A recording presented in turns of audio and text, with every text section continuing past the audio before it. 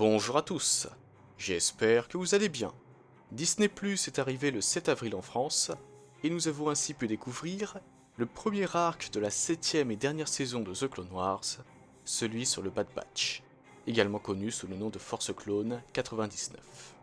Je vous propose donc de découvrir mon avis sur cet arc aujourd'hui. Bien entendu, si vous n'avez pas encore vu les épisodes de cet arc sur Disney+, je vous conseille vivement de ne pas regarder cette vidéo. Et Gandalf vous dira tout ça mieux que moi. L'arc Bad Batch fait partie de mes arcs préférés de The Clone Wars. On y découvre, ou redécouvre, ça dépend si vous avez déjà vu cet arc en version non finalisée, des soldats clones disposant de mutations génétiques. Wrecker, Tech, Crosshair, et pour finir, le sergent Hunter. Ces clones forment la Force Clone 99, aussi connue sous le nom de Bad Batch.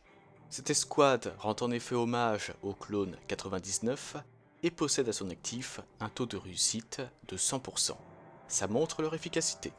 Ces soldats ont chacun des compétences et des personnalités différentes, donc n'hésitez pas à me dire lequel est votre préféré. Pour ma part, j'aime beaucoup Wrecker. Il me fait souvent rire. Grâce à cette escouade, Rex a pu découvrir d'où venait le signal envoyé aux séparatistes qui permettait à ces derniers de vaincre les forces républicaines sur Anax. Le signal venait de la planète Skakominor. Il a également appris une information très importante, c'était 1409, le matricule de l'Arc Trooper Echo, censé être mort sur Lola Sayu, en vain avant bataille de Yavin. Et Rex est alors convaincu qu'il s'agit d'Echo. D'ailleurs, en parlant de ça, nous avons eu au début de l'arc une scène au sein de laquelle Rex contemple une photo représentant Cody, Fives, Echo et lui. Lorsque Cody vient le rejoindre, Rex déplore la perte de plusieurs de ses frères, Fives, Echo et Evie. Ces clones faisaient en effet partie de l'escouade Domino. Cependant, malgré la mort supposée du deuxième, un an auparavant, Rex croit que Echo est toujours en vie. Cette scène n'était pas présente dans la version non finalisée de l'arc, et je suis ravi que Dave Filoni ait décidé de la rajouter, car je la trouve très belle.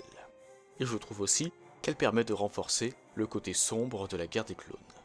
Anakin Skywalker, Rex et le Bad Batch parvinrent à retrouver Echo sur Skakominor. Un Echo devenu mi-homme, mi-machine, et dont l'esprit est resté prisonnier de l'événement ayant entraîné sa mort supposée sur Lola Sayu. Il est comme zombifié et pris dans un cauchemar éternel. C'est triste de le voir comme ça. Mais malgré ça, Echo a pu revenir du côté de la République et aider cette dernière à vaincre les séparatistes sur Anax. C'est d'ailleurs vers ce moment que nous avons eu un instant entre guillemets côté obscur de la part d'Anakin. Ce dernier menace en effet l'amiral Trench afin d'obtenir la combinaison permettant de désamorcer la bombe. Tandis que Trench affirme que le Jedi n'oserait jamais le tuer en raison des principes de son ordre, Anakin lui répond qu'il n'a pas de telle faiblesse. À part cela, après la victoire de la République, Echo a décidé de rejoindre le Bad Batch, qui est ainsi devenu sa nouvelle famille. En parlant du Bad Batch, il était au début prévu qu'on ait un arc sur Kashyyyk au sein duquel le Bad Batch était présent.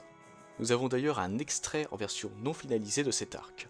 Le lien est dans la description si vous souhaitez regarder cet extrait. Étant donné que la série va s'achever avec l'arc Siège de Mandalore, croisons les doigts pour que l'arc sur Kashyyyk avec le Bad Batch soit adapté dans un roman ou dans une série de comics. Concernant Kix, j'espère que vous avez bien profité de sa présence dans l'arc, parce que vous ne le reverrez pas dans l'arc Siège de Mandalore. En effet, tandis que Mandalore était assiégé par les forces républicaines, le clone médic se trouvait quant à lui dans un vaisseau séparatiste, s'étant écrasé sur la planète Ponema Terminal, et ce, après avoir été cryogénisé. Ce sera finalement en 31 après bataille de Yavin qu'il sera libéré par l'équipage de Sidon Itano et qu'il rejoindra ce dernier. Dernier point que je vais aborder dans cette vidéo, la scène entre Anakin et Padmé. Une scène qui ne faisait pas partie de la version non finalisée de l'arc. Elle remplace d'ailleurs la scène de l'art du nez, au sein de laquelle Anakin découvrait la présence d'un graffiti représentant Padmé sur le vaisseau du Bad Batch. Cette scène était très amusante, mais je suis cependant satisfait de la scène entre Anakin et Padmé, se trouvant dans la version finalisée de l'arc. En parlant de l'art du nez, Ce dernier a totalement disparu dans la version finalisée de l'arc. Ça a dû faire plaisir à Anakin, lui qui avait dit que ça ne devait pas rester là. Si vous voulez voir la scène en question, vous pouvez y accéder via le lien que j'ai mis dans la description de la vidéo. Grâce à la scène entre Anakin et Padmé, nous avons appris que Rex et Obi-Wan étaient au courant de la relation d'Anakin et Padmé. Et surtout que Rex a permis au Chevalier Jedi à plusieurs reprises de voir secrètement son épouse. De son côté, Dave Filoni nous a expliqué pourquoi il a intégré la scène entre Anakin et Padmé. En effet, il n'était pas prévu à l'origine que cette dernière apparaisse dans l'un des 12 épisodes de la 7ème saison.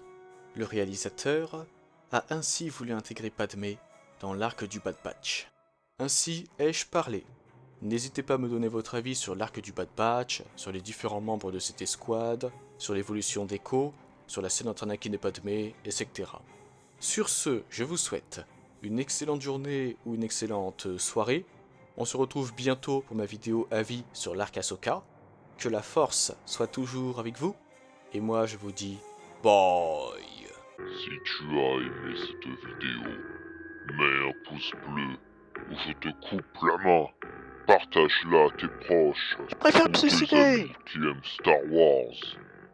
Et abonne-toi Jamais. pour rejoindre l'Empire Galactique pour que nous puissions régner sur la galaxie.